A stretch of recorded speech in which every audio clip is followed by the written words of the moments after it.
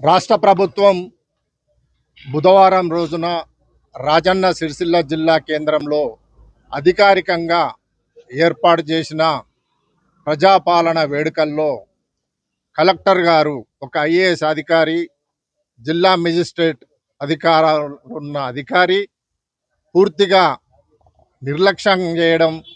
నిర్లక్ష్యం వహించడం చాలా బాధాకరం.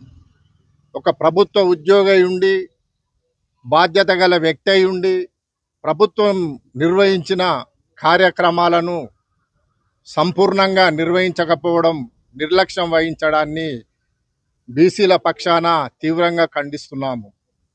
అట్టి కార్యక్రమంలో బీసీ బిడ్డ, ప్రజల చేత ఎన్నుకోబడిన, ప్రజాస్వామ్య పద్ధతిలో ఎన్నుకోబడిన శాసనసభ్యులు, ప్రభుత్వ విప్పు ఆది శ్రీనివాస్ గారు పాల్గొన్న కార్యక్రమంలో కలెక్టర్ గారు నిర్లక్ష్యంతో కార్యక్రమానికి ఆలస్యంగా రావడం, జాతీయ పతాకావిష్కరణ కార్యక్రమం పూర్తయిపోయిన తర్వాత రావడం, జాతీయ గీతాన్ని ఆలాపించే సమయంలో సైరన్ వేసుకుంటూ రావడం అది చాలా బాధాకరం.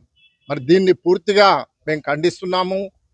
ఇంత నిర్లక్ష్యంగా ఉన్న కలెక్టర్ను ప్రభుత్వ పరంగా వెంటనే తగిన చర్యలు తీసుకోవాలని ఈ సందర్భంగా తెలియజేస్తున్నాము.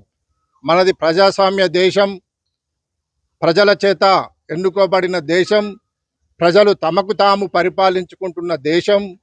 అలాంటిది ప్రజల చేత ఎన్నుకోబడ్డ శాసనసభ్యుడు, ప్రభుత్వ విప్పు ఆది శ్రీనివాస్ గారి పట్ల ప్రోటోకాల్ పాటించక, మరి జిల్లాలో జరిగే సంక్షేమ కార్యక్రమాలే కానీ, అభివృద్ధి కార్యక్రమాలే కానీ, వాటన్నిటికి సంబంధించిన నివేదికను శాసనసభ్యులు గారికి ఇవ్వడం అది ఆనవాయితీ.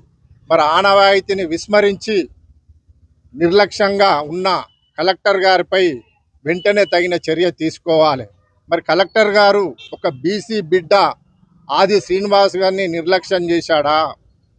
మరి ఐఏఎస్ అధికారి ఉండి వారి బాధ్యతలు తెలియక నిర్లక్ష్యం చేశాడా? మరి ప్రభుత్వానికి వ్యతిరేకంగా, ప్రజలకు వ్యతిరేకంగా పనిచేస్తున్నాడా? అర్థం కావడం లేదు.